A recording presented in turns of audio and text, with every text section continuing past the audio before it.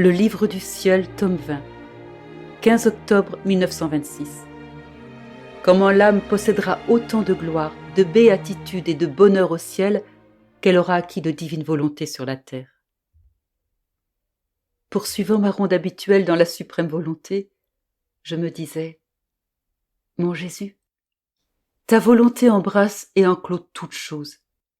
Et moi, au nom de la première créature qui sortit de tes mains créatrices et jusqu'à la dernière qui sera créée, je veux réparer pour toutes les oppositions des volontés humaines à la tienne, et prendre en moi tous les actes de ton adorable volonté que les créatures ont rejetés, afin de te payer de retour en amour et en adoration, de telle sorte qu'il ne puisse y avoir un acte de toi sans correspondance avec un acte de moi, et qu'en trouvant mon petit acte comme en bilocation en chacun de tes actes, tu puisses être satisfait et venir régner triomphalement sur la terre.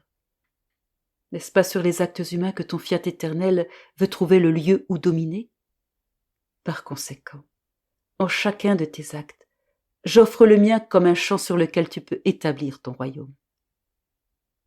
Je pensais et disais cela lorsque mon toujours aimable Jésus bougea en moi et me dit : « Petite fille de ma volonté, il est juste, il est nécessaire, il est juste des deux côtés, de ton côté et de celui de ma volonté, que celle qui est son enfant suive la multiplicité des actes de ma volonté, et que ma volonté les reçoive dans ses actes.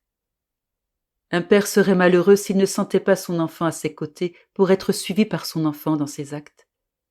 Et l'enfant ne se sentirait pas aimé par le père si, le mettant de côté, le père ne permettait pas à son enfant de le suivre. Par conséquent, fille de ma volonté et première-née en elle signifie précisément cela. Suivre tous ses actes comme une fille fidèle. En fait, tu dois savoir que dans la création, ma volonté entra dans le champ d'action des actes humains de la créature. Mais afin d'agir, elle veut l'acte de la créature dans le sien propre, afin de pouvoir poursuivre son opération et être capable de dire : mon royaume est au milieu de mes enfants, et tout au centre de leurs actes les plus intérieurs.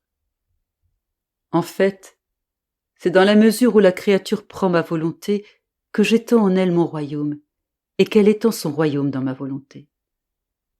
Mais dans la mesure où elle me laisse dominer dans ses actes, j'étends ses frontières dans mon royaume, et plus je donne, et plus elle prend de joie, de bonheur, de bienfaits et de gloire.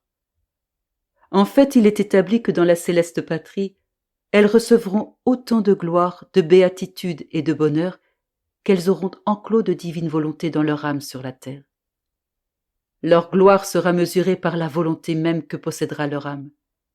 Elles ne pourront recevoir davantage parce que leur capacité et leur largeur sont formées par cette divine volonté qu'elles ont faite et possédée en vivant sur terre. Et même si ma libéralité voulait leur donner davantage, elles n'auraient pas l'espace pour le contenir, et tout déborderait à l'extérieur. Ma fille, de tout ce que ma volonté a établi de donner aux créatures, de tous ces actes, elles ont pris très peu. Elles en savaient très peu jusqu'à maintenant, parce que son royaume n'était ni connu, ni même possédé.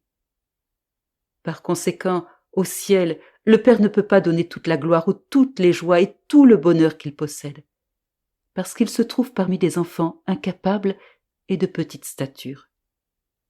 C'est pourquoi il attend le temps de son royaume avec tant d'amour et de tendresse, afin d'avoir son plein empire et de pouvoir donner de son fiat tout ce qu'il a établi de donner aux créatures, formant ainsi des enfants capables de recevoir tous ses biens. Et seuls ces enfants feront la gloire de tous les bienheureux. Car le royaume de ma volonté sera accompli dans la céleste patrie par les enfants qui ont enclos ce que voulait ma volonté, lui laissant libre cours et plein empire. Ils auront par conséquent la gloire essentielle, et tous ensemble ils jouiront de la gloire complète et du bonheur entier de ma volonté.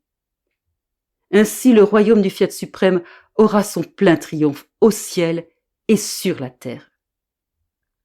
Je me dis alors en moi-même : dans le Notre Père, notre Seigneur nous enseigne de dire en priant : que votre volonté soit faite. Alors pourquoi dit-il qu'il veut que nous vivions en elle ?